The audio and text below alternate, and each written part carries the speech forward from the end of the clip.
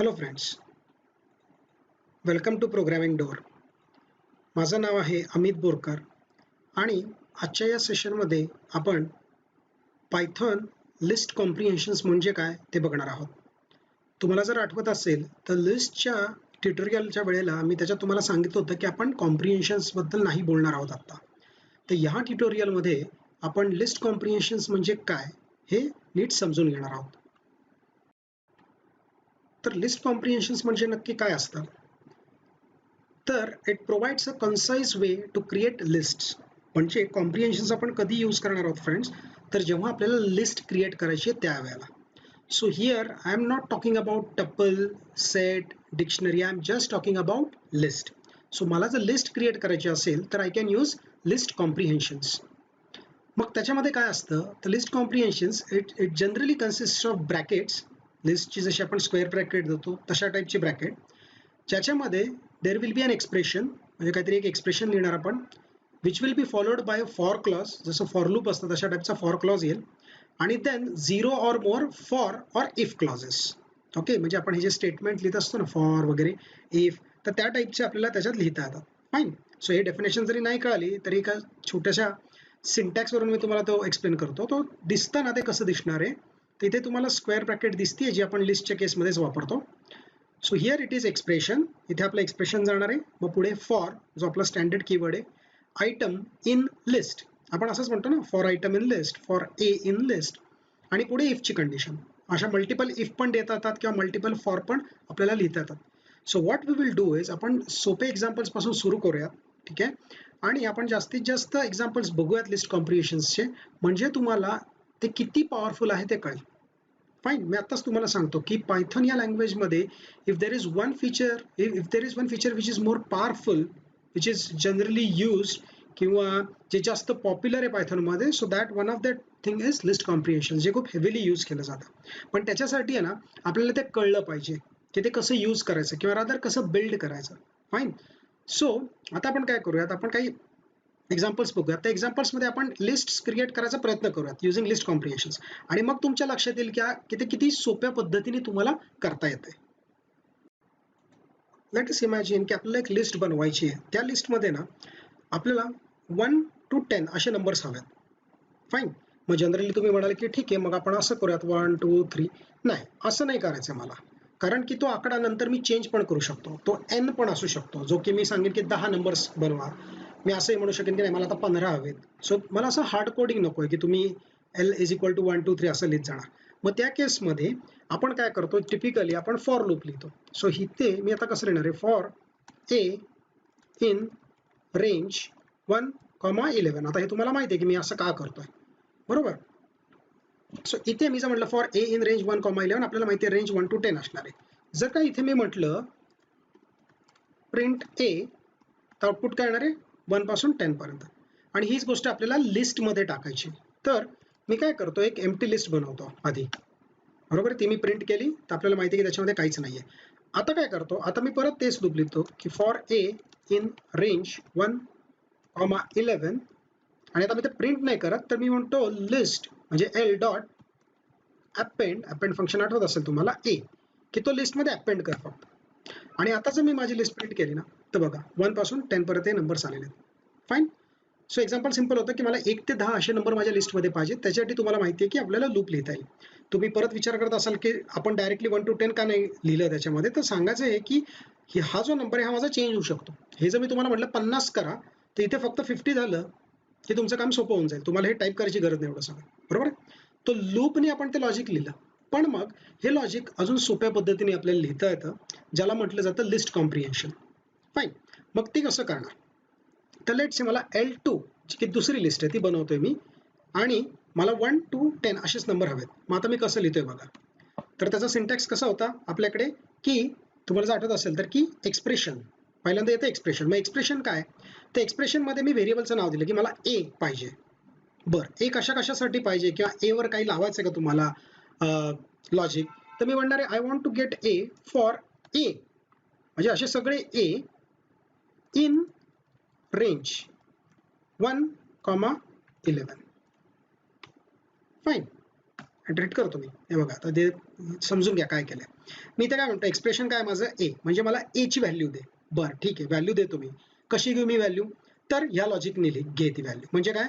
So consider A in range 1 to 11. असं जेव्हा मी म्हणतो ना फ्रेंड्स, तेव्हाच आता मी L2 प्रिंट केलं तर त्याने मला परत तीच लिस्ट बनवून दिली. आता तुम्हीच विचार करा की ही सोपी पद्धत आहे का ही सोपी पद्धत आहे? ओके, फक्त पुढे जायच्या आधी मी तुम्हाला एक सांगतो खूप इम्पॉर्टंट गोष्ट, की लिस्ट कॉम्प्रिहेन्शन्स आहेत ना, जेव्हा मी लिहिलेलं लिस्ट कॉम्प्रिहेन्शन मी तुम्हाला दाखवतो ना, तेव्हा तुम्हाला ते पहिल्यांदा समजायला थोडंसं अवघड जातं.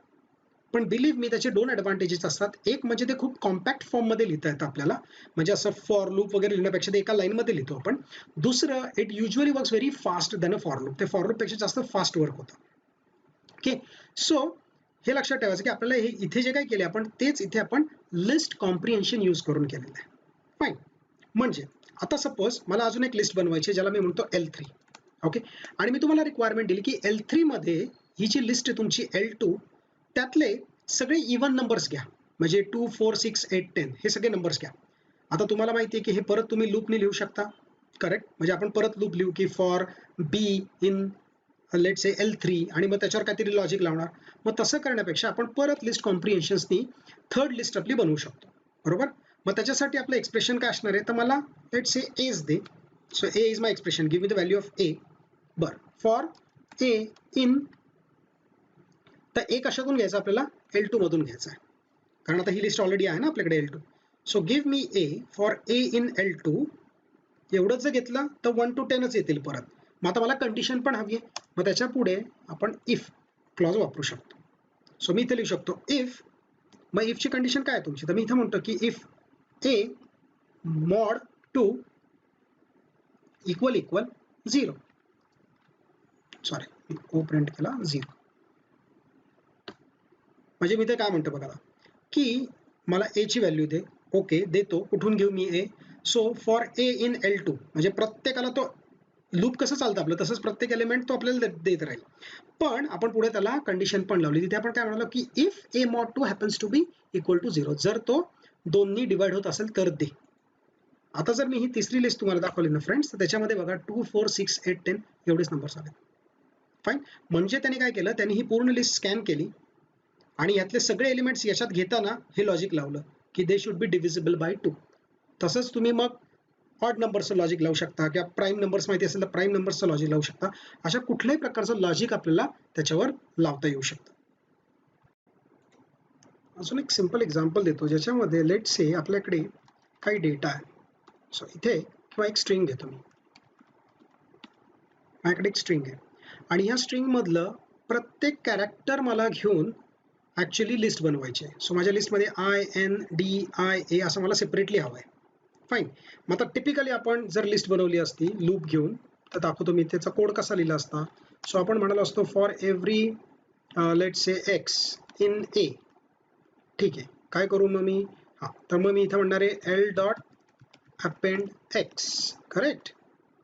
आणि बाकी काय मी करत नाही. आता जर मी L प्रिंट केला तर त्यांनी बघा कसं केलेलं आहे की L is equal to INDIA, पण ते सेपरेट आउट केलेले आहेत. सो आपण या स्ट्रिंगला कन्वर्ट केलं, इंडिव्हिज्युअल आपल्याला कॅरेक्टर्सची लिस्ट बनवता आली. मग हीच गोष्ट जर मी लिस्ट कॉम्प्रिहेन्शननी करायला गेलो ना फ्रेंड्स, तर मला सोप्या पद्धतीने लिहिता येते. मी तुम्हाला दाखवतो. इथे I will create another list that is list 2. आणि इथे मी म्हणताना काय म्हणणार आहे? For, by the way H म्हणायला पाहिजे असं काही नसतं. इथे तुम्ही काही म्हणू शकता. लेट से मी म्हणतो इथं लेटर, हे माझ्या व्हेरिएबलचं नाव आहे. For letter in a. याचा अर्थ मी तर काय सांगायचा प्रयत्न करतोय की give me letter, single letter. ते सिंगल लेटर काय येईल? कारण आपण इथं म्हणतोय फॉर एव्हरी लेटर इन ए, म्हणजे फॉर लूप टाईप्सच झालं ना. आता जर मी इथं एंटर केलं आणि L2 प्रिंट करून दाखवली तर तेच आउटपुट आलंय. मग आता तुम्ही ठरवा की तुम्हाला हे बरं पडतंय का असं लिहिणं बरं पडतंय. ओके, बिलीव्ह मी, एकदा त्याची प्रॅक्टिस झाली की तुमच्या लक्षात येईल की लिस्ट कॉम्प्रिहेन्शन्स यूज करणं खरंच खूप सोपं असतं. लेट से आपल्याला एक लिस्ट बनवायची आहे ज्याच्यामध्ये आपल्याला 1 to 10 हे नंबर्स बेसिकली प्रोसेस करायचे आहेत. पण 1 to 10 हे नंबर्स जसे ते तसे नाही घ्यायचे, आपल्याला त्यांचे स्क्वेअर्स घ्यायचे. फाईन. म्हणजे सपोज मला एक लिस्ट बनवायची ए. त्याला मी लिस्टला नाव देतो. सो इथे मी काय म्हणणार आहे, आता जर तुम्हाला माहिती आहे जर मला 1 to 10 घ्यायचे असेल तर मी काय म्हणणार, x for x in range 1,11. Correct. काय झालं, 1 to 10 मिळाले. पण मला ना 1 to 10 नको आहेत, कारण ते आपण ऑलरेडी केलेत मगाशी. आपल्याला स्क्वेअर्स पाहिजेत या सगळ्यांचे, म्हणजे 1, 4, 9 अशा व्हॅल्यूज पाहिजेत. मग त्या केसमध्ये काय करायचं ना फ्रेंड्स, की आपले जो एक्सप्रेशन असतो ना तो चेंज करायचा. म्हणजे इथे एक्स म्हटलंय ना, तर मी इथे म्हणणार आहे एक्स स्टार एक्स. हे एक्सप्रेशन झालं आपलं, की x multiplied by x for all x in range 1 to 11. येते लक्षात. सो इथे मी काय केलं, फक्त एक्सप्रेशन बदलले. म्हणजे आता इथे मी काय सांगत होतो की एक्स घे कशातनं, या रेंजमधनं. इथे मी काय सांगतोय की जो एक्स येईल ना त्याला एक्सनेच मल्टिप्लाय कर, म्हणजे त्याचा स्क्वेअर कर. आता जर मी इथे ए ही लिस्ट प्रिंट केली फ्रेंड्स, तर बघा आउटपुट काय आलं, 1, 4, 9, 16 अशा प्रकारे आलं. Fine. So using this list comprehension, what we did was we created a square of all the numbers in the range 1 to 11. अजून एक एक्झाम्पल घेऊया ज्याच्यामध्ये लेट्स आपल्याकडे एक लिस्ट आहे 1 2 3 4 5 ची. आता याच्यातून आपल्याला काय करायचं आहे, तर याच्यातून मला स्क्वेअर्स घ्यायचे, पण सगळ्या नंबर्सचे नाही, फक्त त्या नंबर्सचे विच आर ऑड, म्हणजे 1, 3 आणि 5 एवढेच घ्यायचे मला. फाईन. Using list comprehension. मग आपण काय म्हणणार आहे, c is equal to, okay. आता इथे आपण परत काहीतरी त्याला आपल्याला एक्सप्रेशन द्यायला लागेल. So A for A in B, म्हणजे ए कन्सिडर कर, ठीक आहे, कशातून, for all A in this list, ठीक आहे. एवढंच जर मी म्हटलं बाय द वे, तर जशीची तशी लिस्ट मिळेल 1 2 3 4 5. आपल्याला ते नको आहे, आपल्याला कंडिशन पण हवी आहे. मग कंडिशन काय, if A mod 2 is not equal to 0, कारण तरच तो ऑड नंबर असणार आहे. बरोबर. मग आता जर मी ही सी लिस्ट प्रिंट केली फ्रेंड्स, तर आउटपुट बघा काय आलं, 1 3 आणि 5 आलं. ओके. आणि ऑफकोर्स जसं मी मगाशी म्हणाल, जर तुम्हाला याचा स्क्वेअर करायचा असेल तर आपल्याला ते असं लिहायला लागेल, A star A for all A in B if A mod 2 is not equal to 0. आणि आता जर सी प्रिंट केला तर ऑब्व्हियसली आपल्याला त्याचा स्क्वेअर मिळाला, 1, 9 आणि 25. पण 3च नंबर सिलेक्ट केले त्यांनी, कारण आपण इथं इफची कंडिशन टाकली. माझ्याकडे कंट्रीजची लिस्ट आहे, ज्याच्यामध्ये इंडिया, ऑस्ट्रेलिया, जपान आणि USA अशा लिस्ट मध्ये त्या कंट्रीजची नावं स्टोअर केलेली आहेत. आता मला काय करायचं आहे, की मला एक नवीन लिस्ट बनवायची आहे ज्याच्यामध्ये ह्या सगळ्यांचे जे पहिले कॅरेक्टर आहेत ना तेवढेच घ्यायचे, म्हणजे IAJU एवढेच पाहिजे मला. सपोज असं लॉजिक आहे. ऑब्व्हियसली तुम्हाला फॉर लूप लिहून हे करता येणारच आहे, जे मी आता लिहून नाही दाखवत, कारण की ते तुम्हाला जमलं पाहिजे आतापर्यंत. सो लेट्स से मला त्यातल्या स्पेसिफिक गोष्टी उचलायच्यात फक्त, जसं मी सांगितलं की पहिलं लेटर उचलायचं. How will I achieve it using a list comprehension. तर मी इथे काय म्हणणार आहे, गेट मी एक्स, बरोबर, फॉर एक्स इन कंट्रीज. आता जर मी असं म्हणालो ना फ्रेंड्स, तर बेसिकली मी काय सांगतोय की मला एक्स दे, म्हणजे एक item, for all the items in countries. म्हणजे तो मला परत actually essentially India, Australia, Japan आणि USA सगळंच देणार आहे. पण जर तुम्ही बघितलं तर ह्या लिस्टमधला प्रत्येक आयटम हा काय, प्रत्येक element is a string. Correct. या सगळ्या स्ट्रिंग्स आहेत ना. मग इथे जर मी एक्स म्हणालो फक्त, तर मला ही अख्खीची अख्खी स्ट्रिंग मिळेल. मग तसं न करता जर मी इथे म्हणालो एक्स ऑफ 0, की मला फक्त पहिला index they, which is the 0th index. Fine. असं जेव्हा मी म्हणेल तेव्हा लिस्टमध्ये तुम्हाला आउटपुट देणारे IAJ आणि U.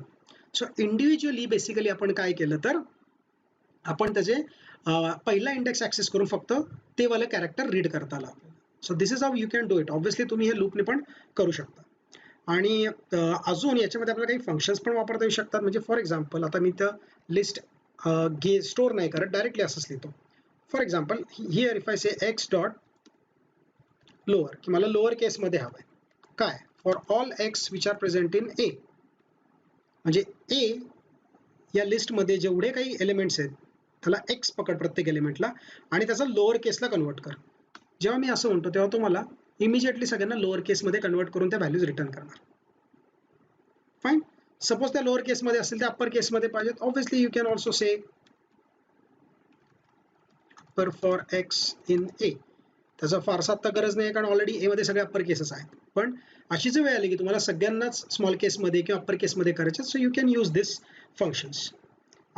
येते लक्षात. सो इथे तुमच्या लक्षात येईल की आपण कसं इंडेक्स वाईज त्याला ऍक्सेस करू शकलो किंवा फंक्शनचा यूज कसा करू शकलो. कारण फ्रेंड्स एक गोष्ट लक्षात ठेवायची की हे जे फॉरचा क्लॉज वापरतो ना त्याच्या आधी आपण एक्सप्रेशन लिहू शकतो. That expression can be anything. पुढे जाऊन मी तुम्हाला इफ एल्स कसं लिहितात हे पण दाखवीन इथे. Okay, so this is nothing but an expression to access the first element in the string. Now what I will do is I will create a string. एक सिंपल स्ट्रिंग बनवतो मी, त्याच्यामध्ये मी लेट्स से हॅलो 1 2 3 4 5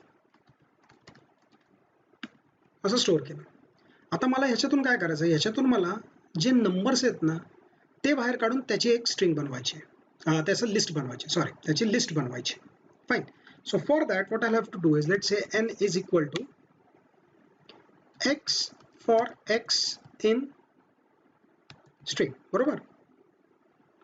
आता इथे लक्षात घ्या, x for x in string जेव्हा बनतो आपण तेव्हा इंडिव्हिज्युअल कॅरेक्टर्स देणार आहे, तो HELLO. पण आपल्याला असे पाहिजेत जे फक्त काय डिजिट्स आहेत. मग त्या केसमध्ये आपण काय करू शकतो ना, आपण त्याच्यावर लॉजिक लावू शकतो इफ कंडिशनने. So I can say if x dot is digit. जर तो डिजिट असेल तरच त्याला कन्वर्ट कर. ऑब्व्हियसली हे सगळे कॅरेक्टर्स आहेत, त्यामुळे तो देताना व्हॅल्यू कॅरेक्टरमध्येच देईल, पण जे 1 2 3 4 आहेत तो आयडेंटिफाय करणार की हे 1 म्हणजे ऍक्च्युअली डिजिट आहे का, ह्याला कन्वर्ट करता येतं का, एल ला नाही करता येणार, 1 ला करता येतं का, येतं, म्हणून तो त्याला डिजिट कन्सिडर करतो. So here if I display n you will find 1 2 3 4 5 आलेले त्याच्यामध्ये. ओके, ऑब्व्हियसली याच्यात नंबर्स नाही आलेले, करेक्ट, ते कॅरेक्टर्स म्हणून आले, पण तुम्हाला माहिती आहे की ते काय अवघड नाही. म्हणजे मी हेच लॉजिक जर असं लिहिलं n is equal to int of x for x in s if x dot is digit. आणि आता घ्या आले नंबर्स. सो ते काय it's not a big deal, right. आपण त्याला फक्त टाईपकास्ट केलं की आपलं काम होऊन जातं. द थिंग इज की आपल्याला इथे पण असे फंक्शन्स यूज करता येतात. इथे अजून एक पॉईंट आहे की जसं इज डिजिट वापरत तसं तुम्ही इज अल्फा नावाचं फंक्शन पण वापरता येतं जर तुम्हाला अल्फाबेट्स हवे असतील. म्हणजे सपोज मी इथे म्हटलं m इज इक्वल टू आणि मी म्हटलं की x for x in s if x dot, sorry आपल्या व्हेरिएबलचं नाव आहे x डॉट इज